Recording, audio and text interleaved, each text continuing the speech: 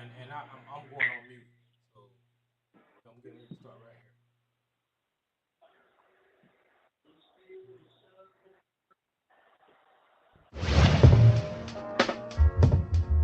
The views expressed on Talk Real Solutions, hosted by Tyrone Thompson at TalkRealSolutions.com, are the views of Tyrone Thompson and do not reflect the views of TalkRealSolutions.com, YouTube, or etc. The content here belongs to Talk Real Solutions and its many contributors. Views and opinions expressed by all contributors belong to them and not TalkRealSolutions.com or Tyrone Thompson, the host, or etc.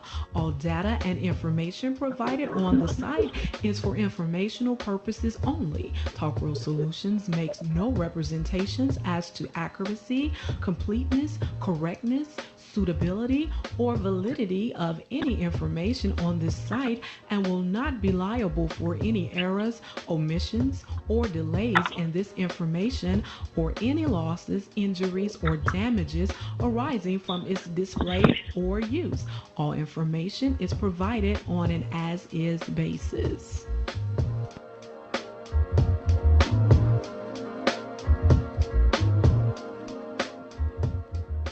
All right, welcome all to Talk Real Solutions. I'm your host, Sister Nobody, and tonight we have a guest speaker.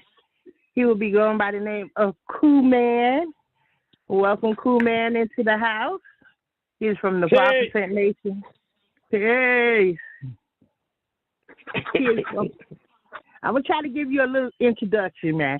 He's from the 5% Nation of Islam.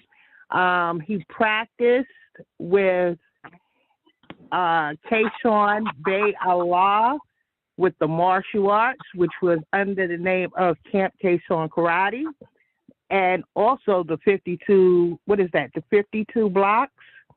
Yes, right. That is correct? Yes, that's exactly right.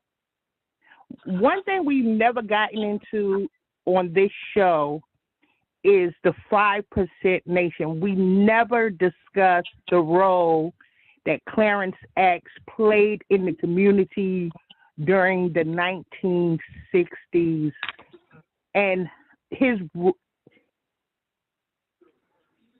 So if you can help me out with this, that would be great. Can you give some history on Clarence X and some of the reasons why he started the 5% Nation of Islam?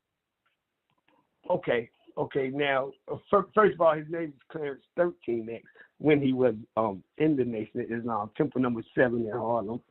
But like once he separated from them, right, for different reasons. But like that's when to me he took the information he learned from Elijah Muhammad into the community, and he focused on giving it to the younger brothers. And he kind of focused on the younger brothers that were menaces in the community, but they weren't bad people. It was just they were like kind of misled or whatever. Yeah. And he focused on the brothers that had influence in the community too, like the gang leaders. And it kind of, I think he was very instrumental in stopping the gang violence in New York at the time. From my perspective, that was going on like in the 60s and like the early 70s and stuff like that, like early 60s, mid 60s, because a lot of them brothers became 5%ers, the gang leader, which the people were already following them, so they carried it on. But, like he just took that information, he brought it to the community, and he thought it was like, because in the nation, you had to go through, in the Nation of Islam, you had to go through certain criteria in order to get this information, right? And I just feel like the father just made it a little simpler, because this is information that we, Black people, needed about themselves and, like, especially the men in our community, because at the end of the day, if something going wrong in the family, the responsibility of fixing it lands on the man, in my opinion. So I think he focused on it in that way. So then okay, and then once he gave it to these brothers, then he broke it down into a way. He gave us what Kushan called is an equation, right? Which is our mathematics, right? They broke it down into three, but knowledge, wisdom, and understanding. So if you want anything to happen, you would at first you'll come up with a plan. That'll be the knowledge. Now you execute the plan, and then you'll see what you want in no limited time, as long as you got a good plan and you play and you stick to what you if you stick to the plan, it'll come into fruition,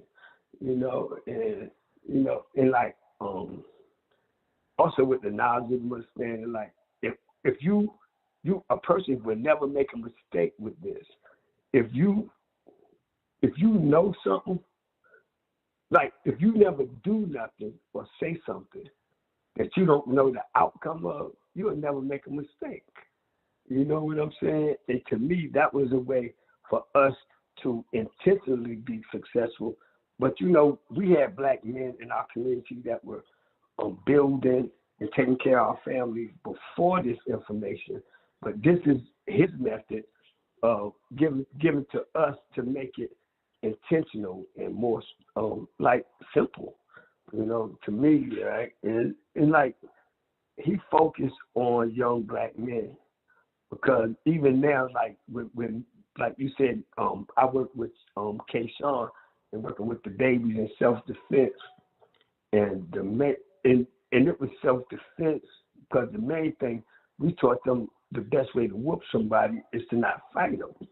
But but nevertheless, right? But to be prepared to defend yourself. But at the same time, we were. But our babies are our greatest wealth.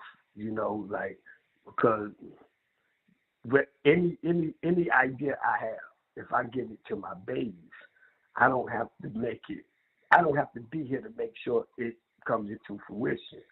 So, I look at it like some of this, because the father, which is Clarence 13X, which brothers adopted the name the father, because some of the brothers he was teaching were adolescents at the time and stuff, and didn't have fathers that were performing those duties evidently or whatever.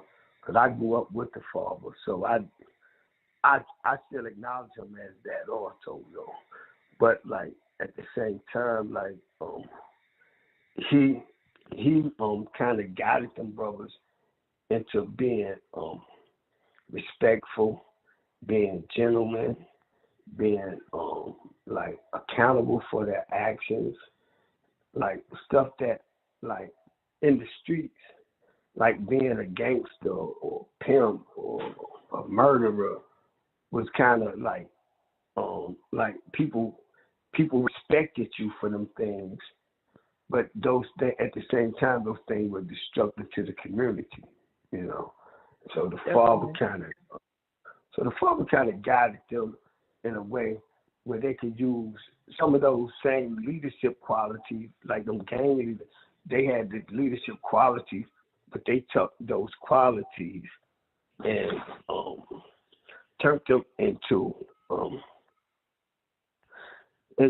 something that would be productive in the community. And I think one thing that was instrumental in that was when Martin Luther King got murdered, and he went to the 5 Percenters, specifically in Harlem. They stopped the people from burning down the community, and it was acknowledged by the mayor of Harlem at the time, right? Which in turn he formed a relationship which was Mayor Lindsay at the time, and because the 5 Percenters were preventing the people in the like the looters and people who were upset from burning down the community. Like we can't burn down our daycares and our grocery stores. Like, where we gonna get our food? You know what I mean? Right. So Mayor Lindsay respected that, and in turn he gave the father a 99-year lease on a piece of property, and on what it's 2122 Adam Clayton Powell right now in Harlem, and he gave him a 99-year lease, and I think they had to pay $1 a year or something like that. So something, you know, and right, and that place still exists today, and the 5% Nation still have meetings every month. They still get together and have their meetings. What I wanted to point out was he also was demonized by local law enforcement before the Martin Luther King event, you know, death happened. He was demonized as, you know, even though he was doing the right thing, they looked at him as if he was doing the wrong thing, correct? Right. See, it was wrong in the respect that he was like just like the brothers who had children, they were starting to take care of their children, or the brothers who were out there committing violence. They were stopping the violence. Now say, just for an example, if one brother shoots or stabs another brother, one brother die, like that is commerce for the community. Like the police get paid, the ambulance people get paid, the hospital get paid, the morgue people, the funeral home, you know, and then the guy who go to prison, they get paid. So this is the lawyers, the judge, everybody's getting paid for just because these brothers are killing each other. You know what I'm saying? The people who make the jumpsuits they wear, the people who make the flip flops they put on in prison, the people who build the prisons, everybody is getting paid over these brothers killing each other. So the father is coming, stopping this. So he's stopping all these organizations from making money. So that's why it was considered demonizing to them, in my opinion. You know what I'm saying? Because he's stopping them from making commerce. You know what I'm saying? Because all these people getting paid from one brother killing another brother. You know what I'm saying? And it's a long line of people getting paid. The people who make the tables that they eat on, the people who make the trays of food, people who feed them. You know what I'm saying? Everybody getting paid off these brothers just because one black man killed another black man. And if it stops, these organizations that's getting paid off, it stops. So that becomes an economic problem to the system. You know what I'm saying? So I can see, because it's an interview of the father, where the father, they kind of accused him of being a racist, because at that time it was, you know, because that was following the Jim Crow thing and the civil rights movement. And so it was a lot of organizations, you know, like the Black Panthers, the Nation of Islam, the Mau Mau, all that was in New York at the time, that were like revolutionary kind of movements, you know. But right. To me, like the father, one of the things that attracted me to his teachings were that he wasn't trying to influence you. He was just giving you information, and you can do whatever you want to with it, you know, and I studied Confucianism, and it reminded me of that, right? But at the end of the day, if something was going wrong in your life, or you did something wrong, you couldn't pray your way out of it, or like you can't you had to hold yourself accountable. And that was one of the things that attracted me to this nation and this way of thinking. You know what I'm saying? Like you can't put if something going wrong in your life, well, I'll put it like this: every problem that a person has in their life, one common denominator is they was there. You know what I'm saying? So consequently, like if you want something to change in your life, maybe you need to change things you're doing, people you're hanging with, your way you think, the things you eat, whatever, you know what I'm saying? And you know, and like the change that you want may follow. But you know, but they kind of but at them times, man, they were demonizing a lot of brothers, and at the time they were like assassination was a tool that they used. Just like nowadays, like people they don't like, they might say they OD'd or something, or they committed suicide or something like that. But during them days of J. Edgar Hoover, you know, assassination, like physical assassination, and because you know now they deal with character assassination, like what they do with P. Diddy and Suge Knight and all these billionaire dudes. You know what I'm saying? They let these dudes make all this money and they turn it around. To me, it's like what they did in Tulsa, Oklahoma. Once they build the city up, it's like just like they built these record labels making billions of dollars. They just come to take it, you know. But you know, yeah, they demonized the father, man. But you know, like he was different than, because in that interview I was talking about, he said something like, when they was trying to demonize him as being a racist, he said, I'm not anti-white or pro-black, you know, because because this stuff is about righteousness and unrighteousness, and like devilish men don't got no skin complexion, you know, so you know, like so I can see where they were demonizing them, but I don't think it stuck, you know what I'm saying, because there wasn't no evidence of him teaching us to be racist. He more was teaching us to love ourselves and respect ourselves and to build our communities, you know. That's right. So as we're going to fast forward into the timing that you met Kason Beyala and what that journey through Camp Kason Karate and through the 52 blocks of, what is that, 52 blocks of what is it called, 52 blocks? Just 52 blocks.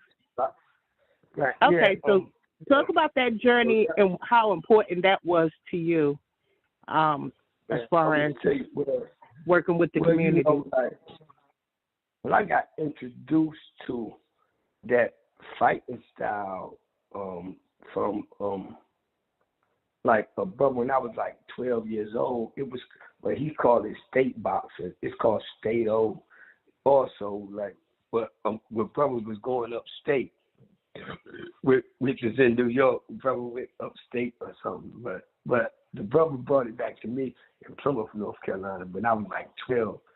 But like I never practiced it. And but like when Kay came down here, he was dealing with the karate aspect of it, and I was kind of on the supportive end of it for him. And like when Kay was writing the books and everything.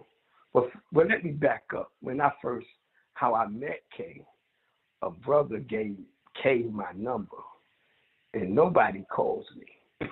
So Kay had called me on a Saturday, and you know, like I'm not really a welcoming committee guy, right? But because you know, I don't like Kay.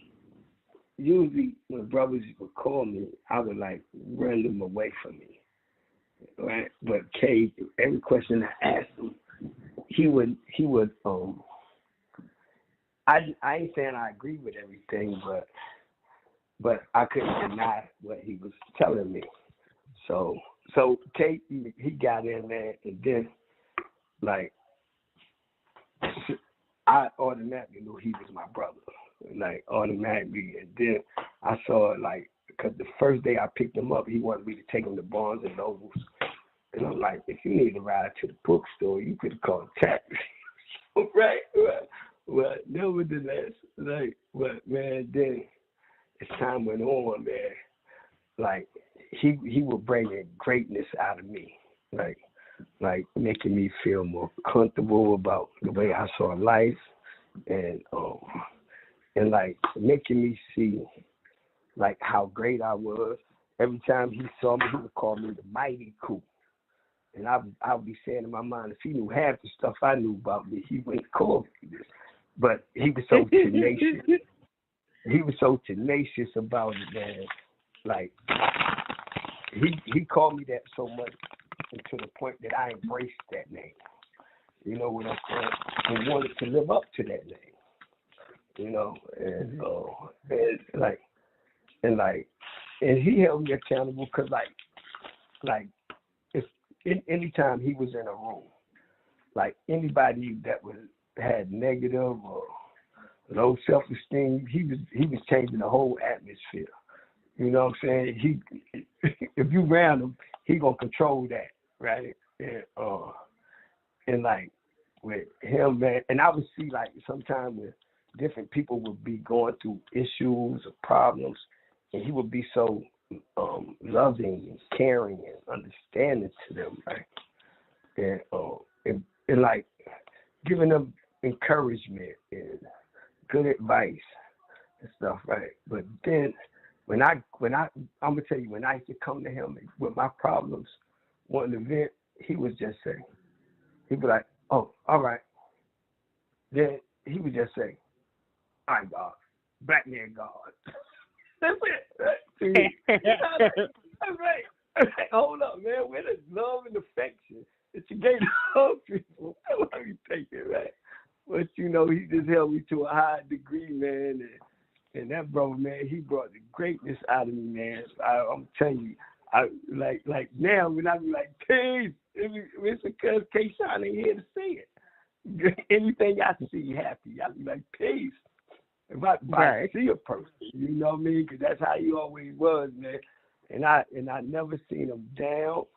I remember even when he was going through his struggles with the cancer and everything, the only time I've really seen it was when he wrote it. He brought me his signed copy of his book, which look, I was with him so many times around so many different older brothers, and him studying and getting information. And he was like, he would never write the book, but like when he was struggling with his cancer thing, I was like, God, I said, man, well, make him. He's like, man, I got to get more information. I said, man, well, make a volume 2 then. You know, right? He went on and wrote it because I was like, man, you'll never have enough information, you know, because I choose the but you know, but like I just did. But in the beginning, before the cancer, I didn't want to be seen doing nothing for my reason. But after he finished his last chemo session, he was like, yo, cool, I got to start my classes back.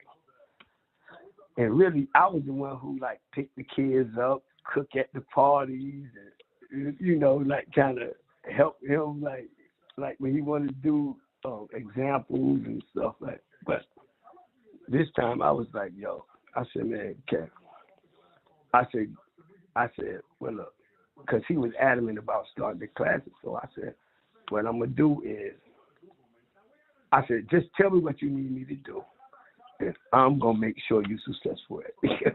You know what I mean? And that's how I really got damn more hands-on into the 52, you know. And all our babies, they were like, all our babies were champions. And I think one thing that differentiated our teaching from the other teaching is like that we sparred after we trained. So our kids were used to hitting and getting hit. So when they went to the tournaments, like, cause like cause I had my son Kushan into the other martial art schools, and they would just be hitting the air like, y'all, good, all this, right? But sometimes it got a little rough with the kids, but Kay always controlled it, and like he The taught recording every has child, started. like he taught every child differently. You know what I'm saying? He had his methods, right? I did not agree with all of them, but like when I added on, like Kay, no man, well look, this might be better. If he saw it, he would incorporate it, and, you know. And like, but Kay, man, because I know he was good at martial arts, and I seen him get upset only one time, but like he was just an amazing guy to me, man. Like, because he helped me in more ways than like just us working with the kids. But I love to see our babies grow, and I could see like when our kids were like doubting themselves and they were impressing themselves, getting their awards, getting their trophies, and all this, man. And you know, and we were there to, we were there to facilitate that bridge for them to bring the greatness out of themselves, man. And, you know, that was just an honor for me, you know, to be able to do that with the brother, man. You know, he's a wise brother, man, but I didn't know. Now I look back in hindsight, it was a lot of stuff because he was teaching them, and he was also teaching me also. You know what I'm saying? Like, you know, because I was a younger brother to him, man. That's about, well, you know, I don't want to rap. No. You know, the reason what we're showing tonight, what the listeners are listening to, is about leadership, about being supportive, and about being caring, and teaching the babies. You know, teaching them what you know. The babies are our most valuable asset. You know what I'm saying? Because that's what keeps us alive. Because, you know, like I was just telling my son like about 30 minutes ago, like he's me, I'm my father. You know, it's basically like, you know, like the guy who came up with the thought to make the Great Wall of China. He never saw it, but it still happened. But it was him who made it, because like, you know, like a man makes a man. So like the thought came from him. But that's just an example of like how great his babies were. You know what I'm saying? In the course of him completing his idea, because it couldn't happen in the timeline that he wanted. You know, because he didn't live long enough to make the whole wall. But his babies were very instrumental in making the wall. You know, so you know, like that's an example of how important the babies are. You know, like, you know, because in us, but what makes us different in this country? Like, see, black people, what makes us unique in the South especially? Like, we live with our captors on plantations. So we would dare to see like the atrocities, the heinous things that they were capable of doing. And like, so we know them because we lived in this, the plantation was like a house. So we lived with them. And so like okay, if you bring a black guy from Africa who might have experienced racism, it ain't nothing in comparison to what we went through. You know what I'm saying? And what makes us unique to this whole planet. I'm talking about we don't even right now, me and we don't even know our own names right now in 2025. Like, like where we come from and like the culture that we had, that from where we came from. Now we are in the process of still striving to figure it out in 2025. But you got a person from Kenya or Nigeria or whatever. If they don't like America, they can go home. Where we going? We don't like this. You know what I'm saying? So we got to incorporate the mindset that the earth is our home. You know what I'm saying? Like wherever we at, that's our home. But that's what makes us great. Because we're not confining ourselves to an imaginary line that's on a map or something. You know what I'm saying? Because we teach wherever we at. You know what I'm saying? Like, because I focus on teaching our babies, but I teach anybody who come around me, and I think I'm pretty good at it. You know what I'm saying? And I really attribute a lot of that to K-Sean and his encouragement and his like pushing me. Like, cause when he used to call me Mighty, I was like, man, why you keep calling me this, man? It's like, but he said it so much, man, and then he gave me the examples of my mightiness. So I couldn't deny it.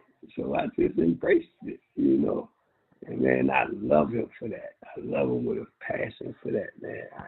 But and nowadays, man, I strive to get at to the young brothers and sisters that I run into, man, because I think it's greatness in everybody, but it's like it takes people to go bring it out, like not just K, but like when I was in school, like if I didn't do my homework, sometime when I was going on like, if I go on break, certain teachers would be like, "You not going.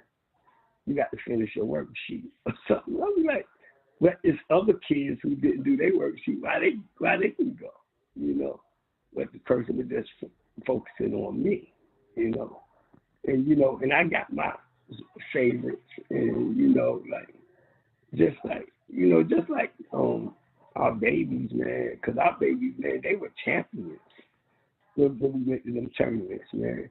People were very impressed. We were doing this on a meager budget.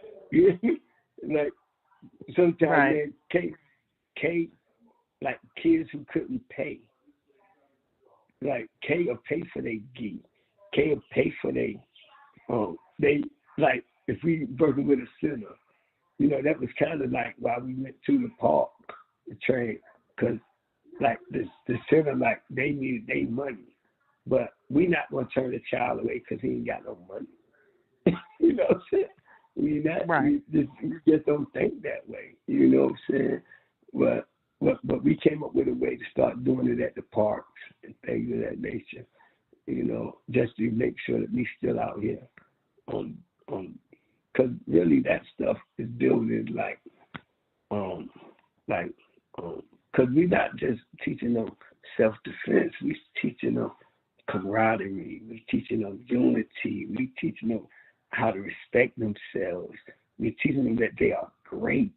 You know what I'm saying? These are things that we were putting out of them babies that was in them, but they didn't know it was in them, Just like somebody did with us. You know what I mean? I don't know. Well, Kay mentioned to me certain brothers that taught him, but just like he taught me, and but I got a lot of brothers who brought me out, but like I was so I didn't know Kay, but like man, he became my main man for like almost 20 years before he passed away, man. And even now, I still got videos that I haven't looked at, right? But whenever I miss them, I'll go and look at these videos that I used to send him, so I can hear his voice, man, and just like see what's in it or whatever, man. But like, cause he was one of the, cause like with me being a 5%er, I got knowledge in Korea in 1990, but I didn't find out about us having a school and show approved until 95. So I went to New York for the show approved, and I saw K-Shawn in 95.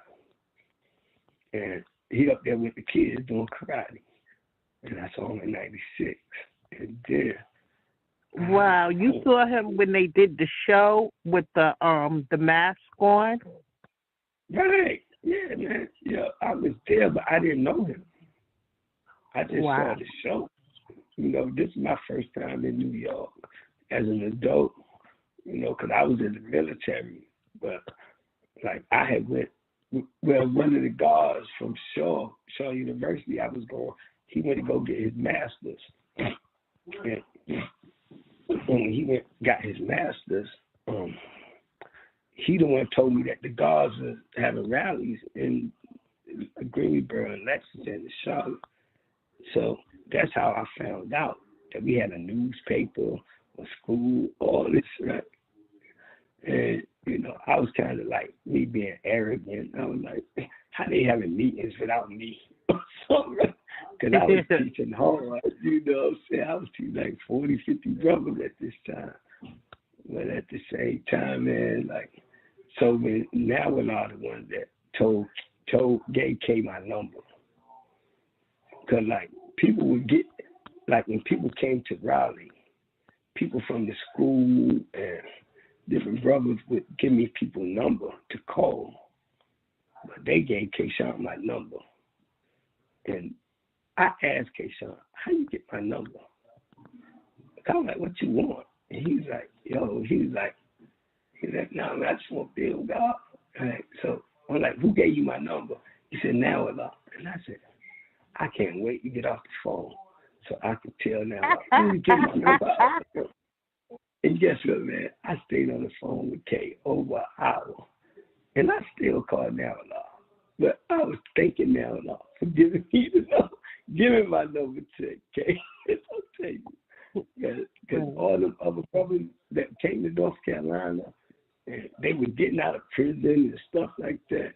Like, look, the ones I called Miko, they never called me back. Never. Right. I never heard of them. Because I was like, you know, man, because I do suffer from PTSD. You know what I'm saying? So like, because I was a sniper in the military. You know what I'm saying? So, like, I was kind of screwed up in the head in some ways. You know what I'm saying? Like, I was like 20, in my early 20s, and dealing with seeing like how fragile the human body was, and like, you know, like people, like, and then people just getting killed for resources or something. They just want these people oil or gold or diamonds or whatever, you know. And sometimes I was involved in those things, man. And I used to share some of this with Kay, but I'm speaking to you about it now, but like in the last like 6, 7, because I've been going through therapy now, you know, so I'm able to even speak about it. But like back in those days, man, Kay was one of the ones that kind of helped me channel my violence and stuff like that, because you know I was comfortable with it. I was comfortable with violence, and like, and I think I was dangerous. So that was kind of some of the reasons I didn't want to be on cameras and stuff, right? When he was like talking about the that he wanted to do his stuff and adamant, like, get the classes back up, man, and like he man, the brother, man, I was like, man, well, all right then, man, because he wouldn't take no for an answer. I was like, well, all right then, well, just tell me what you need. You know, because that's my brother, man. And, like, you know, man, he's just a great brother, man. And he like light up any room, you know. I don't know, man.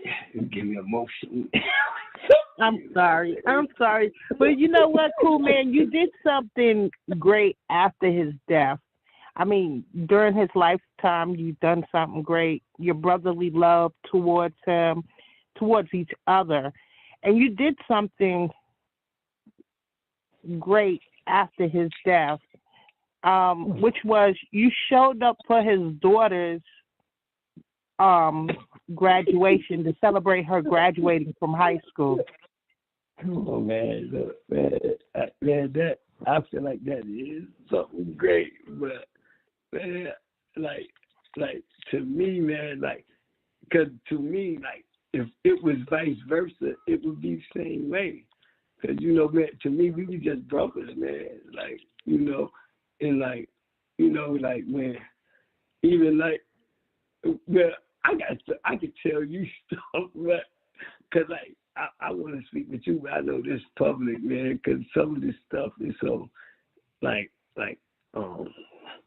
divine and sacred to me, man. You know, like, cause I love yours like I love him, man. Like when I came around, like I love you and my sister, like, you know what I'm saying, through whatever, you know, cause you know, like when things are going on, like when he spoke about you, right?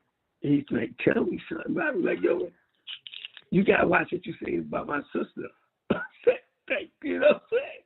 It's still my sister, like, whatever, you know, like, because I loved everybody, man, the same way. And you know, man, and like, because I know how he cared about his babies and what he did for them. So I'm like, man, so I'm sitting here like, I'm like, man. So like, I just want to point that out because here we have a person from the Nation of Islam who, well, let's start from Clarence X. We're going to go back through this, who showed leadership at a time where it was a struggle in New York with the gang violence and everything else. He showed leadership and he put a program together. I'm going to say program. He put organization together that is still existing today. And out of it, you have Kason Allah, who also put a program together, and with using the knowledge that he had from the 5% Nation of Islam, and started a martial arts program for the babies to compete in tournaments across New York City, Florida, Virginia. He took them babies everywhere to compete in tournaments and to be number one. So, right. And we were. We were. They were. That's right. They were number one. They walked away with all the trophies. That's right. They were number one, and they were definitely number one.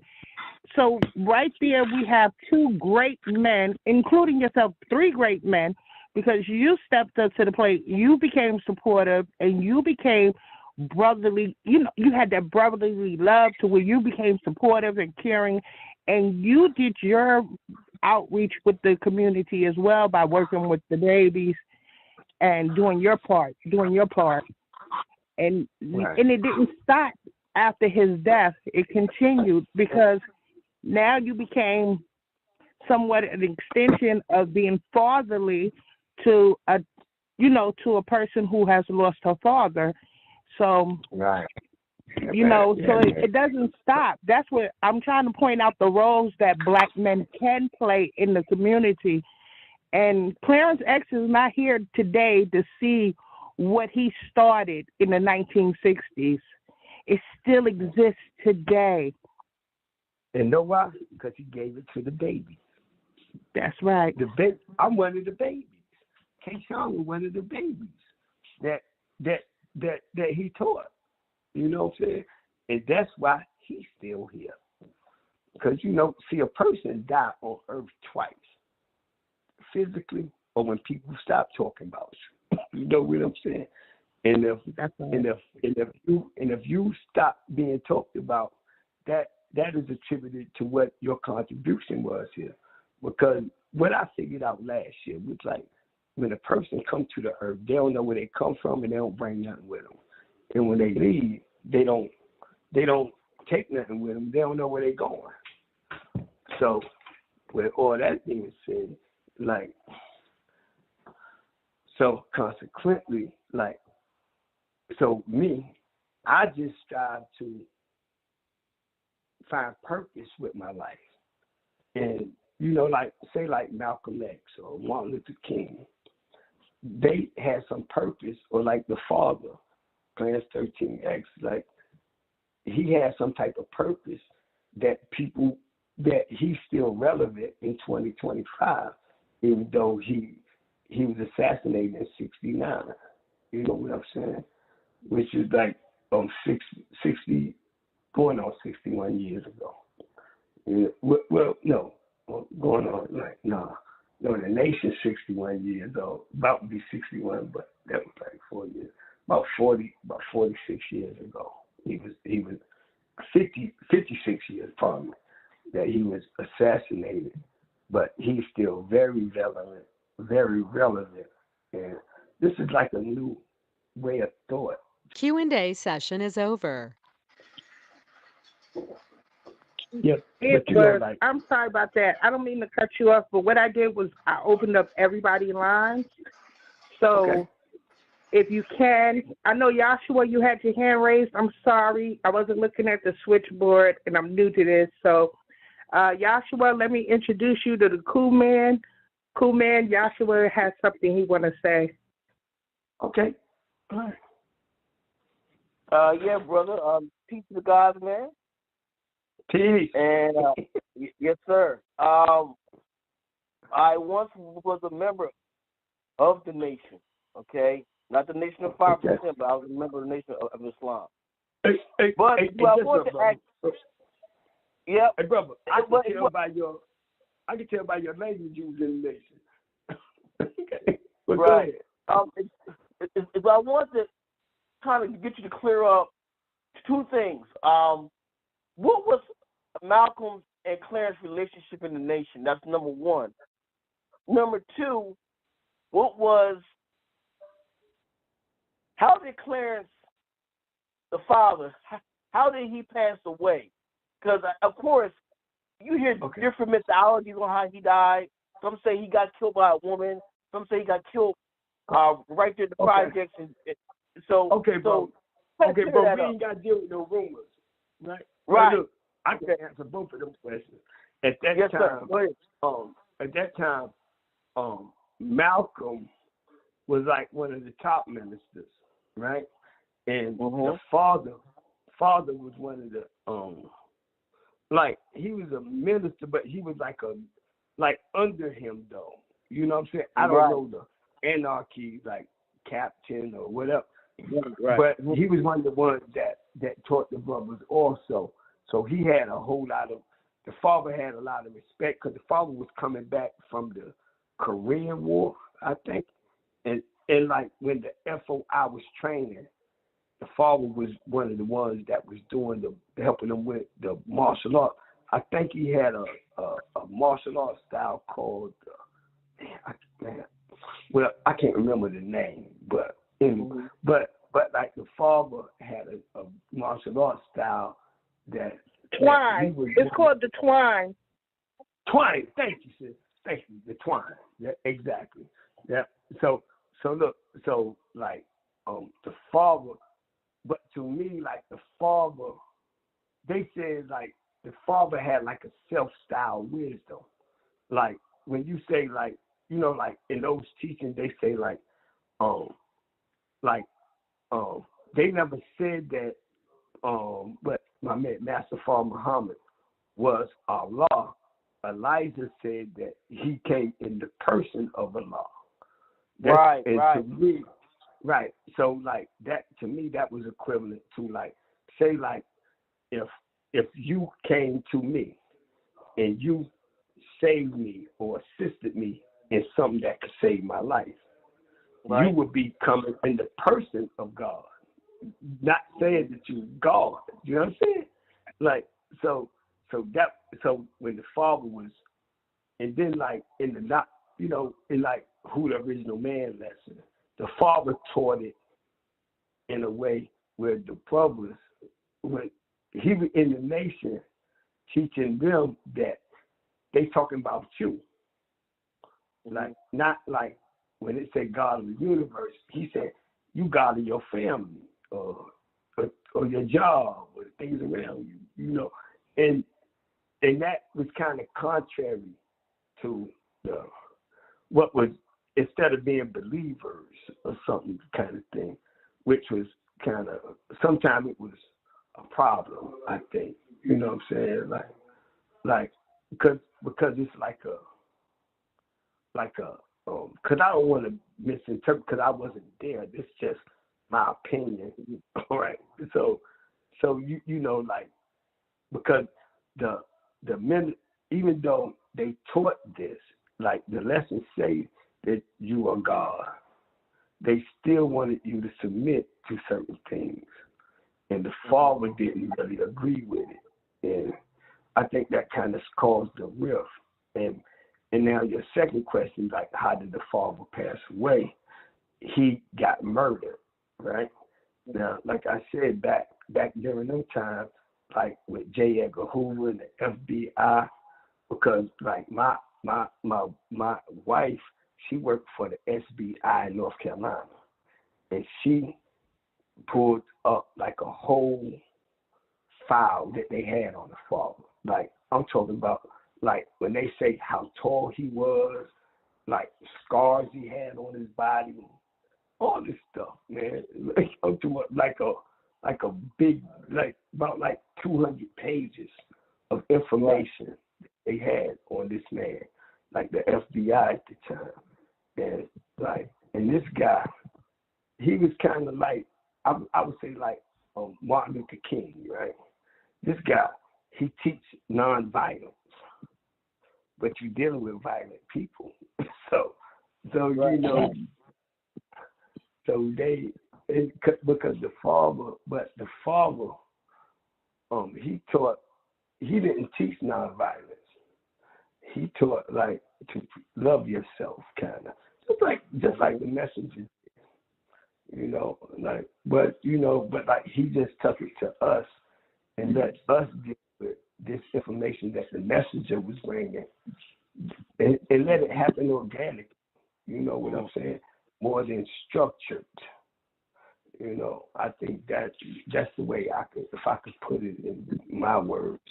You know, right. But like he got killed in the elevator in some projects in Harlem. Okay, you know? right. Because at the same time he was in rough areas.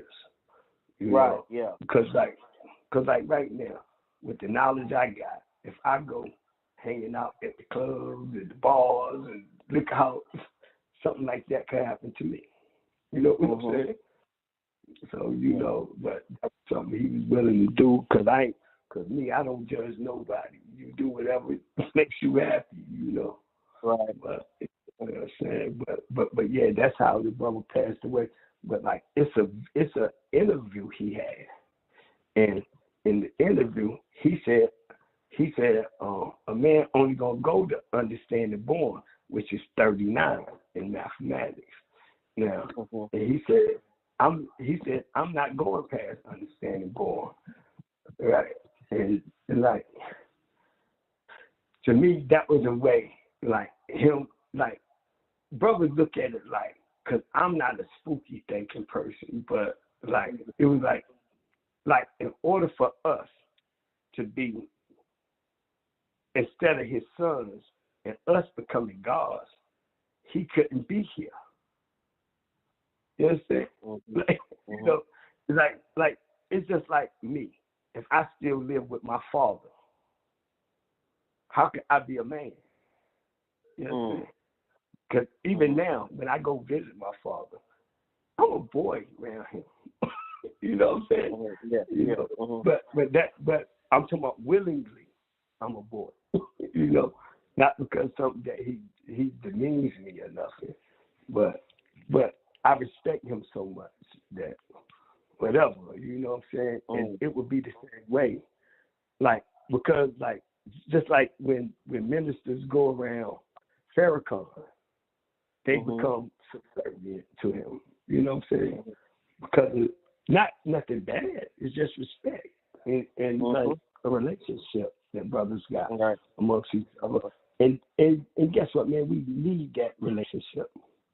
You know what I'm saying? Because Farrakhan been doing it before us. You know what I'm saying? So we need that relationship because like you know, like my sons, the young brothers, like they got a tremendous respect for me that prevents us from bumping heads because the devil wants us to bump heads. You know what I'm saying? They want us not to respect each other. You know, because I'm so intelligent that I know I don't know everything. So I can learn from a 2-year-old little boy or girl. So you know what you know me, but you know that's how the forward pass, man. And it's a whole lot of nobody got arrested for it. And there's a lot of people who have like come up with theories and like the only way he could have got killed is somebody close to him set him up or whatever, or something like that. But you know that, but devilish men don't got no skin complexion, so it is what it is. If it was a brother, good brother. Well, I want to say, you know, when I was in the nation during the 80s, there were some old ministers. When I say old, I mean I respect it, because there were some elder ministers who were still around, who were still there. And a lot of them brothers will talk about Clarence every now and then, especially when it came to Malcolm. And one of the brothers, he mentioned the relationship between Malcolm and Clarence. He said their relationship was somewhat it strained? He said that it was yay and nay. He said what Malcolm didn't understand about Clarence, the way he talked. And he said that's what got to Malcolm, how he was teaching. Despite the fact that Malcolm was there when Clarence thought of the alphabet, that was all Clarence, and Malcolm helped him do it. But they had a relationship like that. So when Clarence left, according to the ministers who talked about Clarence every now and then, they said Clarence didn't leave on bad terms. He left Elijah Muhammad on good terms, but he told the messenger he feels that he can best help the nation outside of the nation. And that's when he went to the youth and taught the youth what he knew and what he had, in fact, due to his own wisdom, he incorporated that into what he taught the youth. And that was kind of the beginning of his journey and teaching young black youth and black people in general about that the God is you, you see, and this God is in you, and you have to manifest that God that's in you, you see. And so so this is where Clarence began his journey, and that's what made him one of the pioneers of whether you call it Islam, Black consciousness, or whatever you want to call it. Most and definitely, the father Clarence 13X, he was that. He was that. You know, he was the one who helped pioneer this thought process. So, but yes, it's good talking to you, brother. But let me add this on to what you said, because look, to me, like in some ways, like Malcolm, because look, also always keep this in mind, like me and you, we weren't there, right? So So Right. we are just hearing stories. Stories, And right. like even one of the like alphabet T is true for square. Like a square Right. means angles.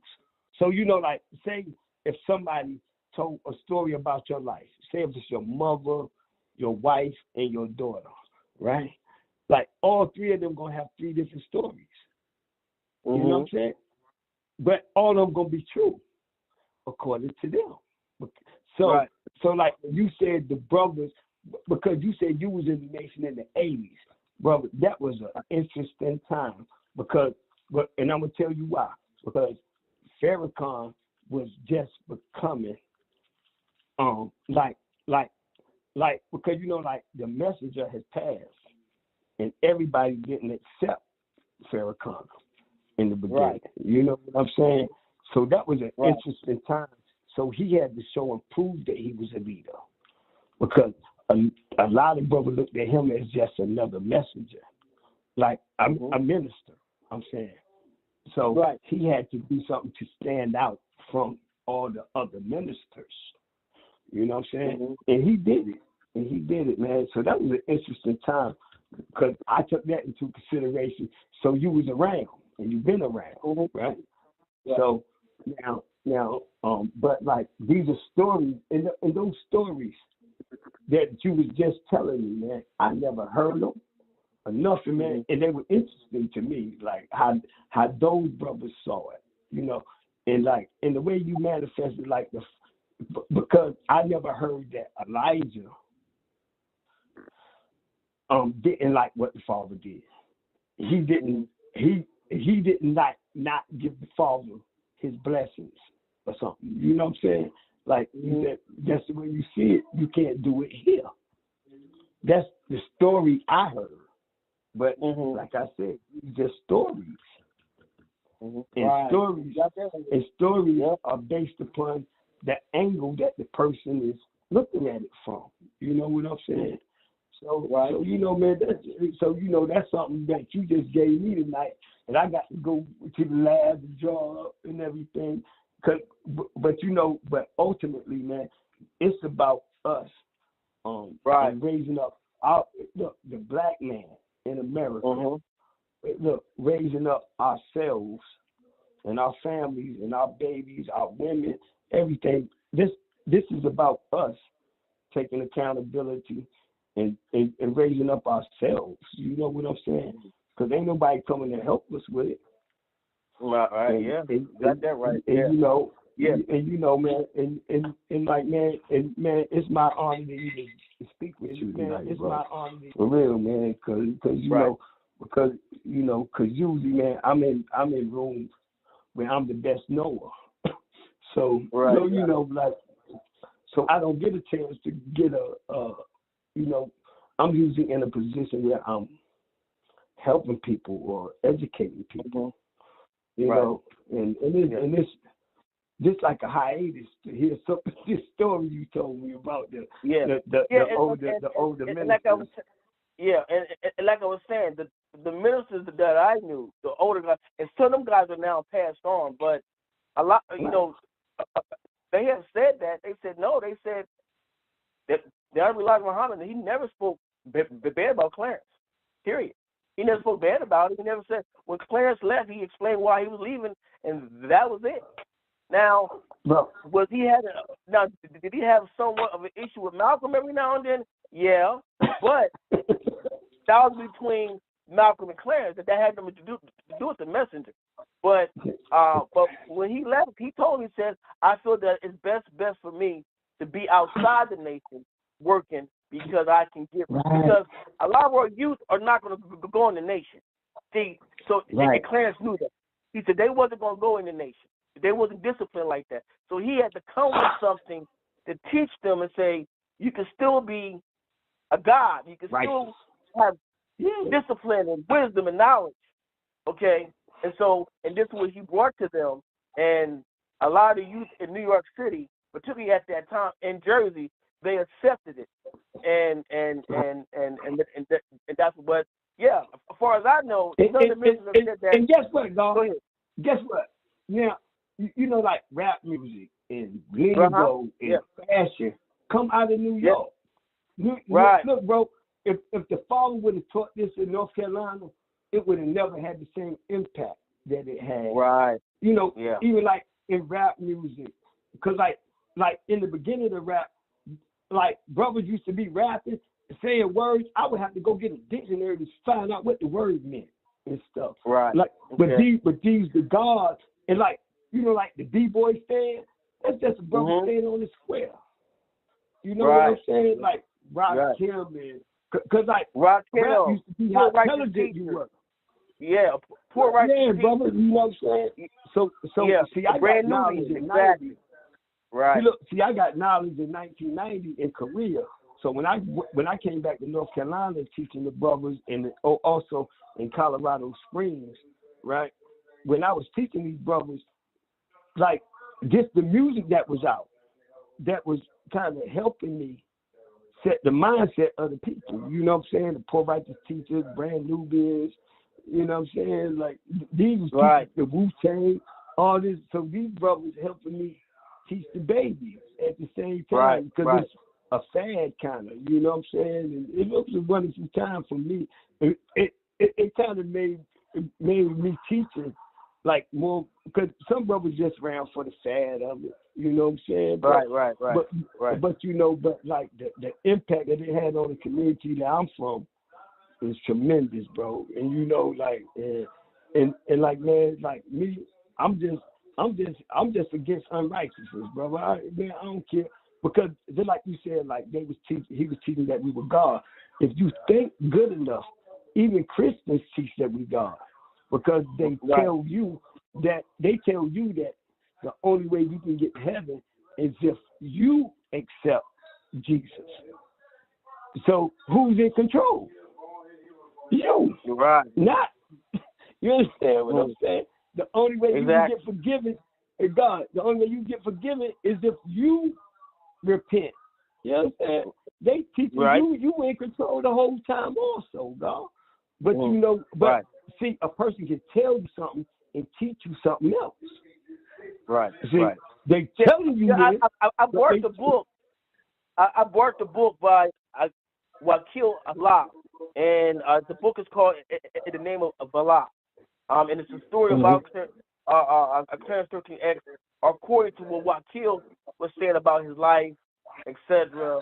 And so it's actually a good book. It's actually a decent book. But yeah, I worked that book like 3 or 4 years ago, because finally somebody had wrote a book on him. Finally, somebody had wrote a book on him. So I was glad to see that. That's the one the father had wrote a book on him. Because you know, man, like, but you know, like, to me also, like, see, now you know, now you was in the nation. Now you know the brothers who really out here, because you got brothers who in the trenches, and then you got brothers who at the mosque. You know what I mean? Right. Now, Wakil, I look at him, one of the brothers that he around, but like because like me, like I get foot on the ground, and like like if a child or a person, I don't care if they white, bro. I ain't racist or nothing. I teach all human families, bro. Like, if you doing something unrighteousness, I'm going to give you knowledge of yourself, and I'm pretty good at it, bro. You know what I'm saying? And I'm not disrespectful, you know, even because I told the white boy the other day, right? Because, like, it's my only white friend. But look, I was cutting his hair, and I was like, I ain't never cut no white guy hair. But look, I said, but I have trimmed up a dog before, right? It's like, you're a dog. I was like, come on, man, don't act like y'all hair ain't got similar texture, right? Come on, man. Like, but look, and then after I finished, you know what I said, look, I'm not getting up your fur off the ground, right? Like, you got to go get this broom and sweep it up, right? But, but at the same time, I wouldn't let nobody hurt this man or disrespect him or nothing, right? but at the same time, we still give him knowledge of himself. And like this, just an example of the conversation that I have with him. You understand what I'm saying? Like, I'm not gonna act like just because me and you got a good rapport that you me. Mm-hmm. You know what I'm saying? You know, right? Yeah. Because you know, I'm giving you knowledge of yourself because you've been mistaught too. You know what I'm saying? It's like God, because then look, I'm Allah in the flesh for real. I'm telling you, God. Right. But you know, God. But look, I ain't no better than nobody else at the same time. You know what I'm saying? Don't make me greater than you, because to me, to be a king is to be a servant more than somebody serving me. You know what I'm saying? Because I already got everything I need. So I don't need nobody to serve nothing to me. You know what I'm saying? But you know, man, but God, but I teach whoever come around me, man. Because back in the day, I used to look for students and brothers to teach. But nowadays, man, I got people, I got students in my house and people around me. And like, if I'm at the gas station, I'll teach somebody. I don't care. You know what I'm saying? But you know, God, because I'm just a servant for the people at this point, man. And I'm pretty good at it. You know what I'm saying? I'm pretty good at explaining things to people, man.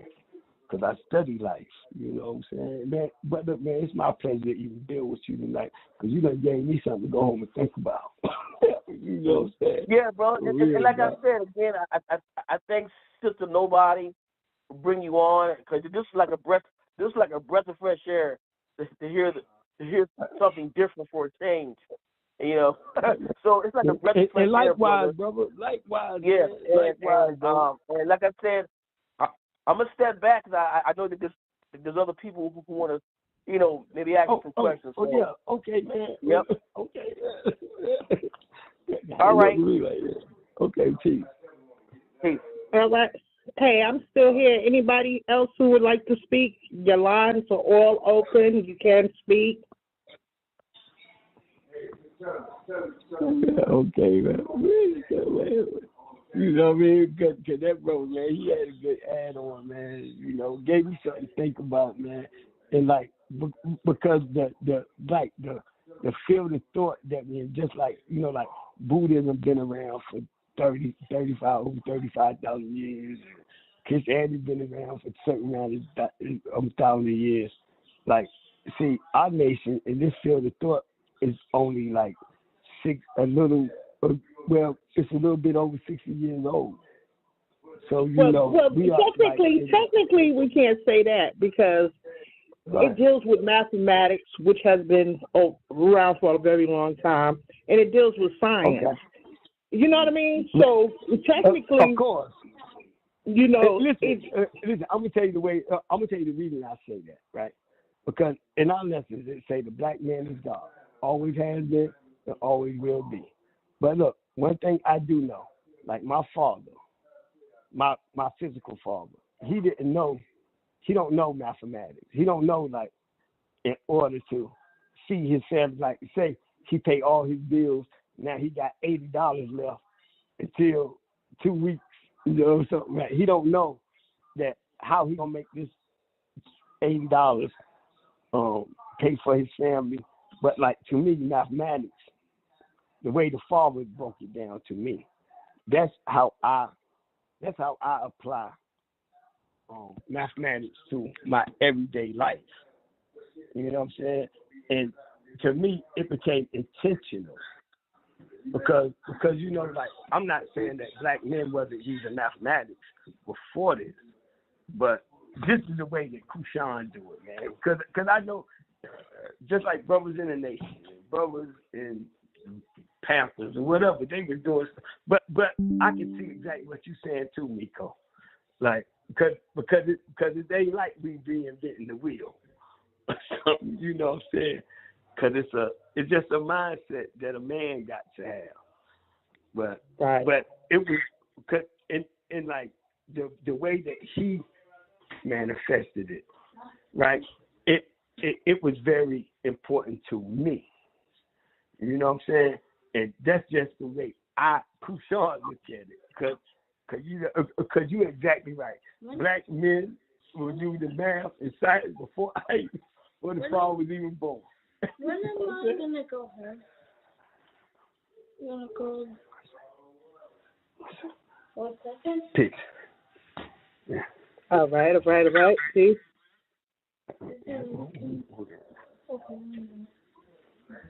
Yeah.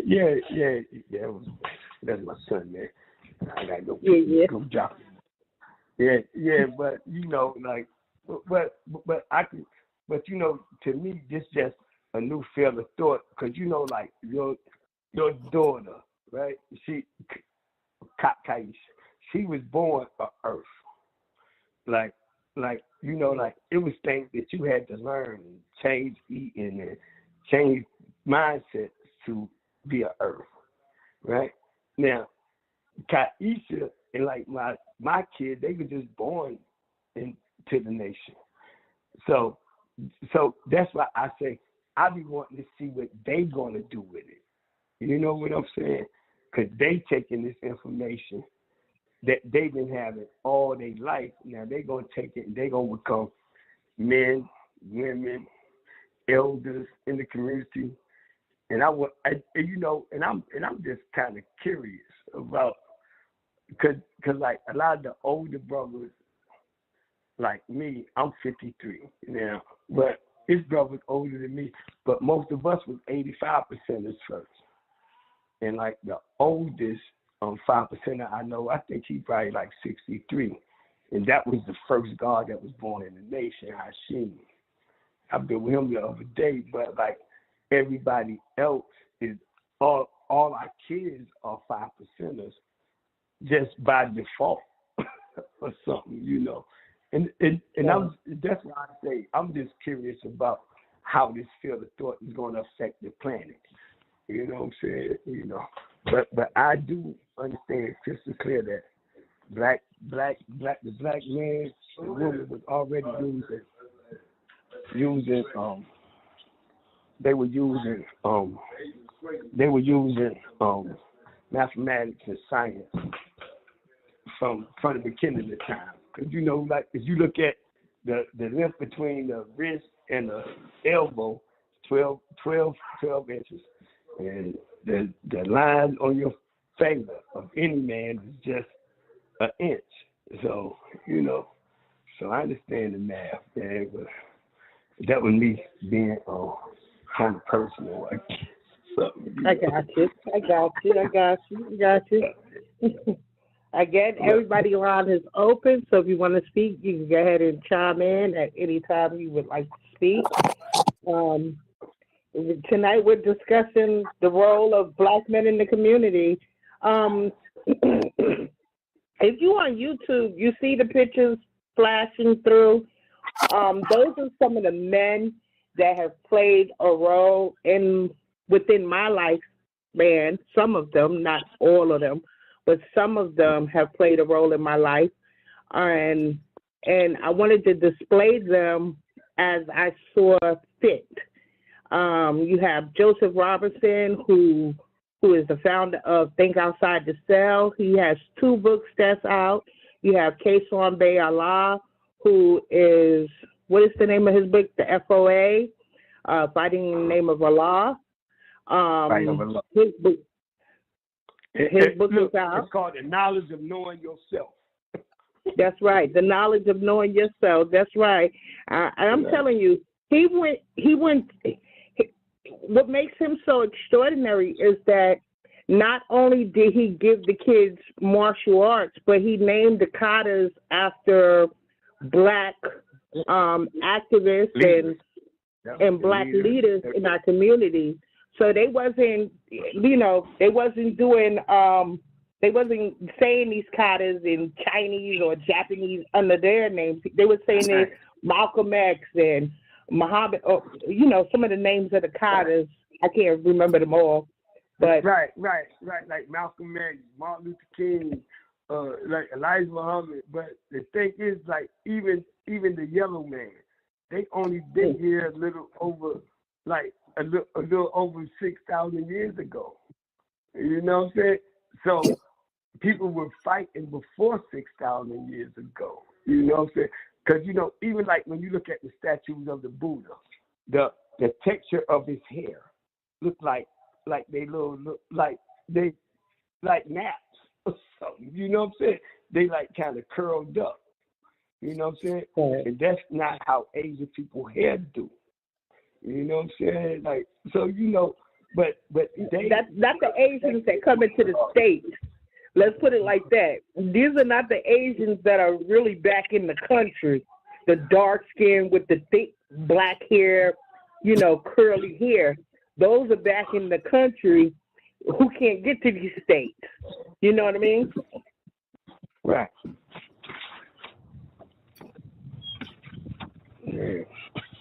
Yeah. Oh, somebody told my car out here.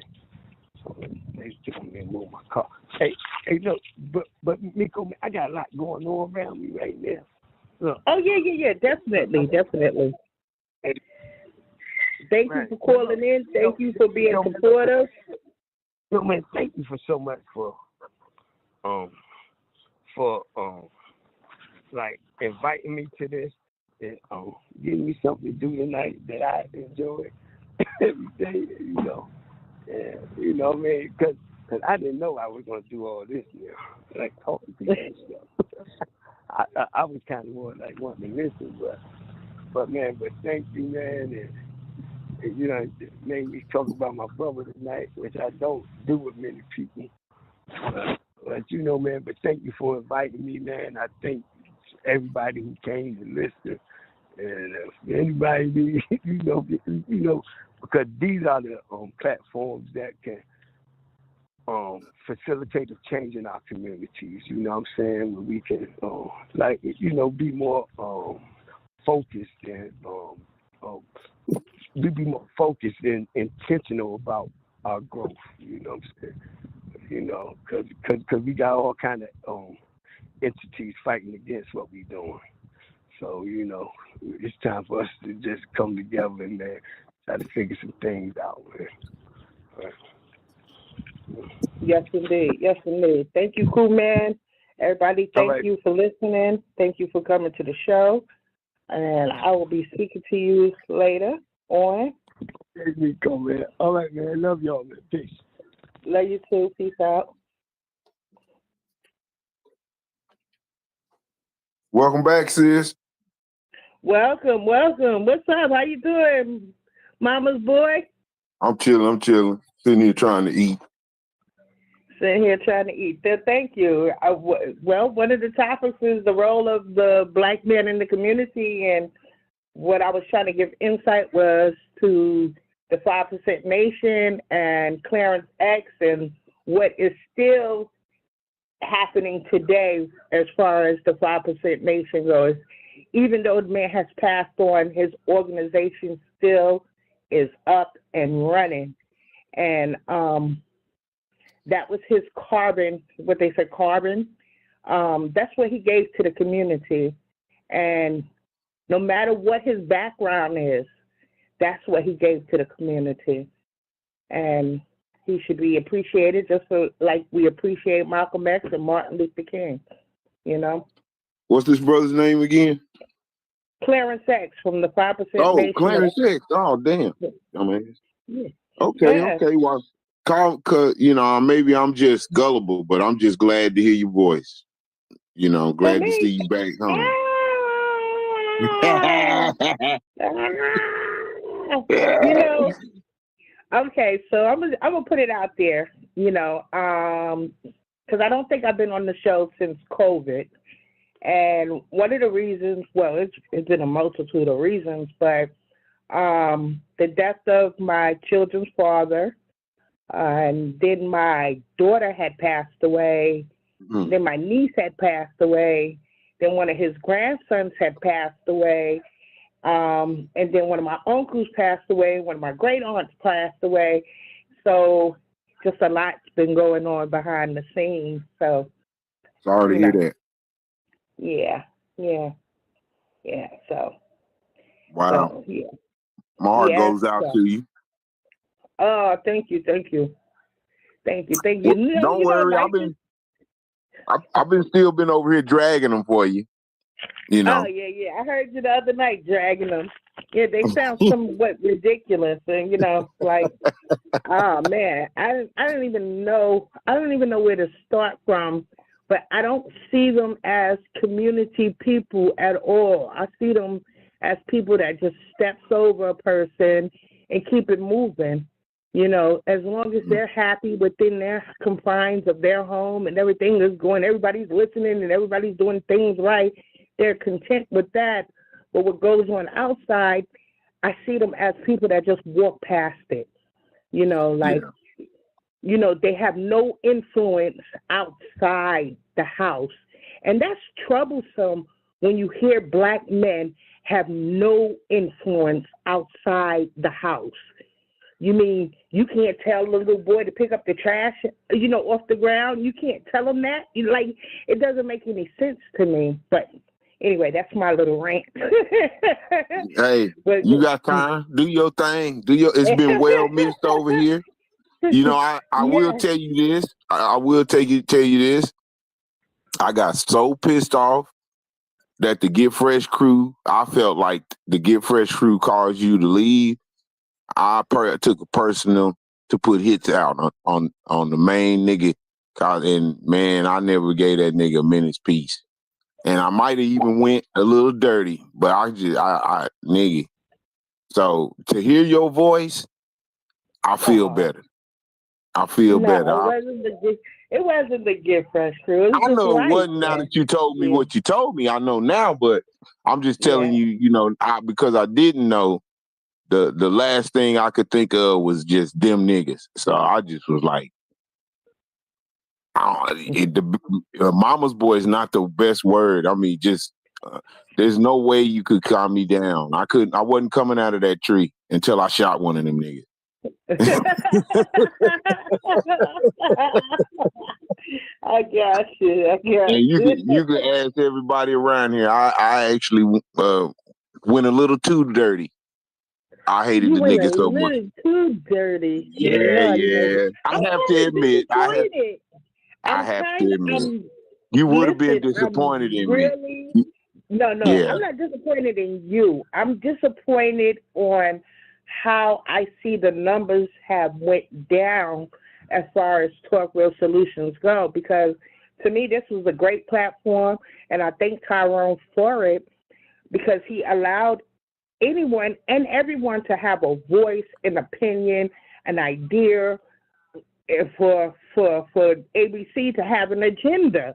He allowed this, and for the numbers to go down, I'm disappointed. I'm like, okay, I see people are still here, but where is everyone at? You know what I mean? So I'm a little disappointed.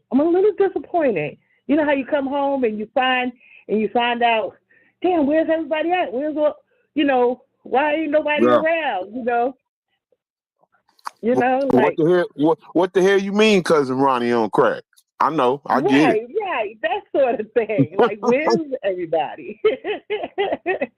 I don't really know what happened.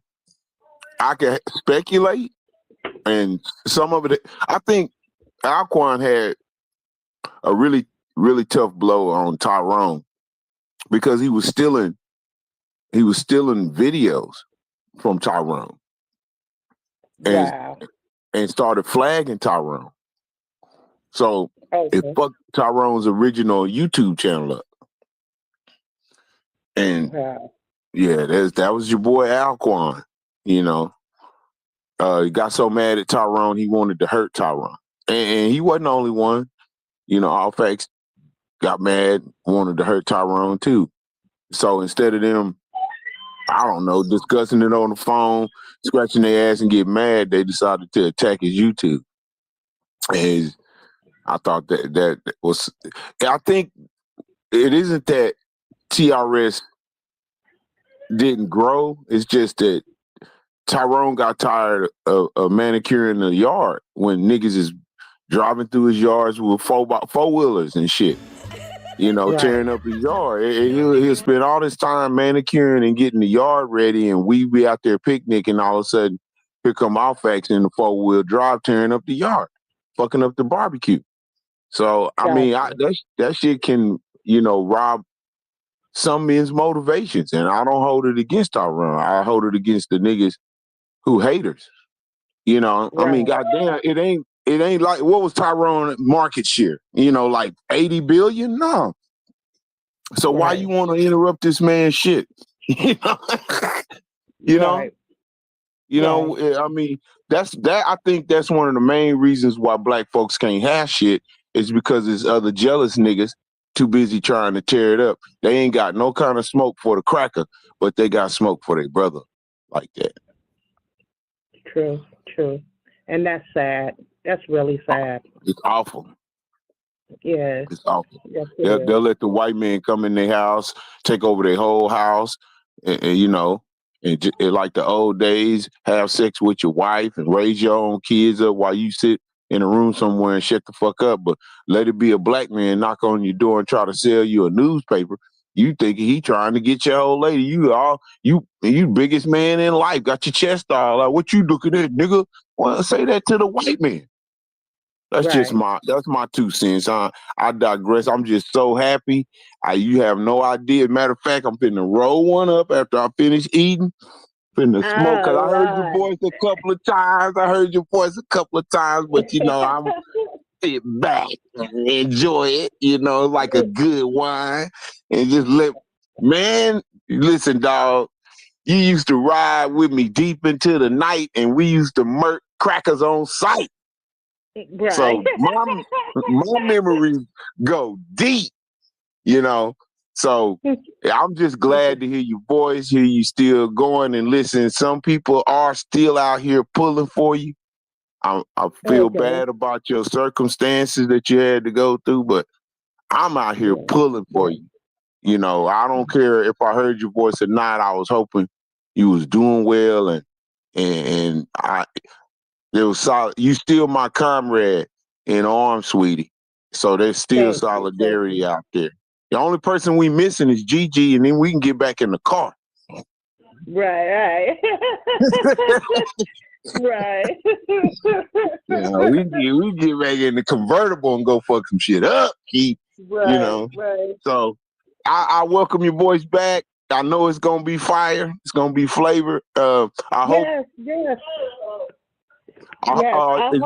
Is this gonna be your regular show night, Fridays?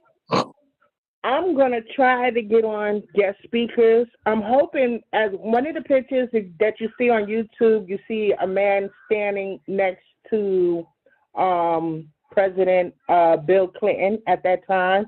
I'm hoping to get him on the show.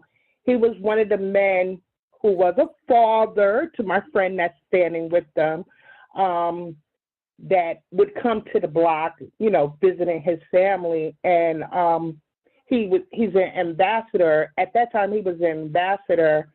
So I'm hoping to get him on the show. I'm going to communicate with her and try to get him on the show and allow him to speak and share his thoughts. He is up in age. He is old school, so he may be wrong. You know what I mean? But yeah, I just wanted to point out how. Yeah. Say we used to that raw shit, so. Yeah. So he welcome over here, and I think you'll change your pace, and you may start something different. Hell, I'm getting sort of inspired myself. I got a bit. Okay, I got my teammate back, man. I might be ready. I wanted to do some shows before, and I just kind of talked myself down. But it's some shows I wanted to talk about. So you might be inspiring me, sis. You might be inspiring me. Got my dog back, man. That's like finding a bag full of cash, nigga. This is where I left that motherfucker. God damn, nigga, I'm glad you motherfucker hid it over here. Right. So I'm hoping to have some great guests on the show. maybe some repeats like yourself and Joseph Robinson, have them back on the show talking about what they've been up to and things of that nature, different things. If I I say could y'all get, talk to y'all, keep up with Joshua, because remember back when you was around, Joshua will be bringing on a lot of guests, and I think he stopped once him and Tyrone kind of got into it. I still think Joshua probably knows and can get a plethora of people to come through, so he might help you with some ideas too. You know what I'm saying? okay, If you're looking for yeah, guest speakers, I I'll always definitely respected do what he that. did. I always respected the hard work Joshua put in, and that's one reason why I always show him the love I do, because I know deep down in his heart he a great dude. You know, he at least means well. You know, so I don't. You know, A lot of I you let. brothers on a lot of you brothers on Talk Real Solution are great guys. Y'all are really great guys. A lot of you are. Real selective few, not so much, but a lot of you are. You know, Yeah, but yeah. a lot of you are. Yeah, Well, I guys, appreciate that's that, why I sis. come back.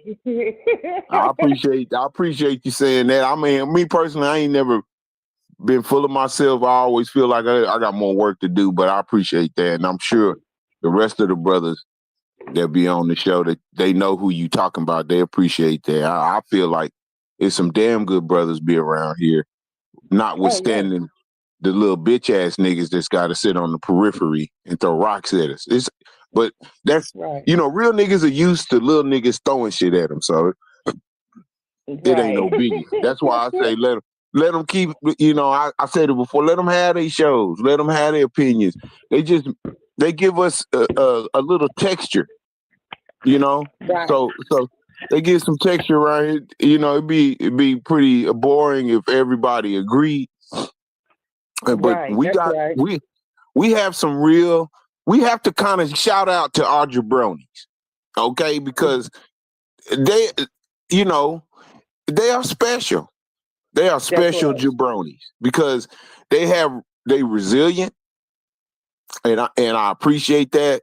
I appreciate their resiliency and ignorance because it keeps That's them right. coming back for more slapping, and people get to witness what a real idiot really sounds like, and they get That's to hear right. a retort and see what a real retort to a real idiot, see what that sounds like. And it might help them in their life dealing with dumbasses, because our biggest fight is with our own supposedly black folks. The white That's man is right. going to be so much easier than fucking with our own people. I always felt that, you know what I'm saying? Shit, the white man's so easy. Look, sis, Trump ain't got nobody in the cabinet black to save his ass. And that's why you see the mistakes all the time. If there would have been somebody black in the pipeline, he wouldn't have, that reporter wouldn't have got invited to that meeting through Signal. That's right. Because That's black right. folks been saving the white man ass for hundreds and hundreds of years. So this, the minute white folks say no more black people, we should run. Because they gonna blow That's right. themselves up at that point. That's right. That's And right. that's exactly what we see happening. And the sad thing is we got 3 cheerleaders come through TRS, with their pom-poms. And now we can watch the empire fucking up, but they come with their pom-poms. It's not what you see. It's not what you see. We all doing Right. well. And, they should know we know better, but the fact that they come over here acting like we don't is that's the prop. I appreciate it. So welcome back. Right. Sharpen your little blades. Because I'm still cutting. If you need to check a nigga and see how we cutting over here, just listen to me a couple of times. I don't give a damn. I will run out in the middle of the street and slap one of these bitch niggas. Don't give a damn. So listen, come on back. We looking for Yes, that. We yes. looking for that. We need you, sister. We always needed you around, but I'm going to speak selfishly here for a second. I needed you. So I'm glad you back. Appreciate you, Yes, sis. sir. Sister Nobody is back in the house. She's back. Talk Real Solutions. Yes, go ahead. Oh, this is Maze. Welcome back, Sister Nobody. Hey. Still around. I was laughing at you last week when you was on the Saturday Night Live show. Yeah. What did I say? What did I do? I know. I was like, she thinks she's coming somewhere. It's been 10 years with the same rap, same subject, and the same thing. So we let the Three Amigos have their Saturday night. And then through the week, you have music, you have learning channel, and all these different things. When you wake up in the middle of the night and you can't sleep, then you wake up when you can have a conversation. Some people want to have a debate. But some of the family is still here. Good to know. Still Good to enjoying know. each other. But welcome back. Thank you. Thank you. I'm glad to be back. It's more added to what we hear through the weekdays and on Omega night. The Three Amigos that hate the black community. So, but as I said, I be listening. I call not all the time. I just listen sometime, and I have to keep the house together. So it's been together for all of the years. We don't need a lot of people. Just for those that enjoy it, that's what we do. That's right. That's right. Have a good one. You and too. Thank you. Listen in for your shows. All right. All right. I hope to bring some good content. Yes. Yeah, bring something. Have something to give, not something to talk about. That's what the kind of conversation we like. Not bickering and being jealous and envy of other people. And if some people got over that, they could join along into the family house too. And I thank Tyrone for still being on and giving us a voice so we can talk to each other. Here. I second that motion. And that's right. it. Hello, Mama Boy. Hey, peace, Sister May. Peace, Sister May. Hey, peace, Sister May. Peace, Sister May. I'm going to come back. But until then, we'll steer with the foundation. So have a good one.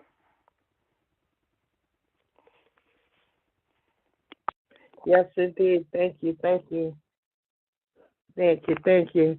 Well, I'm going to go ahead and hang up, but the lines will still be open for open discussions. Tyrone is still in the cut, I believe. So I'm going to leave the lines open. And I want to thank everybody for listening in. And hopefully... Thank you, Sister Nobody. Thank you. You're welcome. Thank you. I'll call back in a few minutes. But, yeah, thank you. Thank you. Yeah. Hey, Sister Nobody, I hear you. So I'm gonna shut YouTube down, okay? Okay. And I'll leave the lines open. Just click out of it, right? Just just leave it open. Yeah, you can close all your stuff at home and people will still be on the line. It's all good. Okay. Cool. Right. Thank you. Thank you, Tyrone. No problem. Thank you. I mean, did you enjoy the show or? Well, yeah, I was listening. I was listening in and out. I was eating my baked chicken. But yeah, it was good. It was a good conversation. Okay. Thank you. All right. Nobody. Hey, Anthony.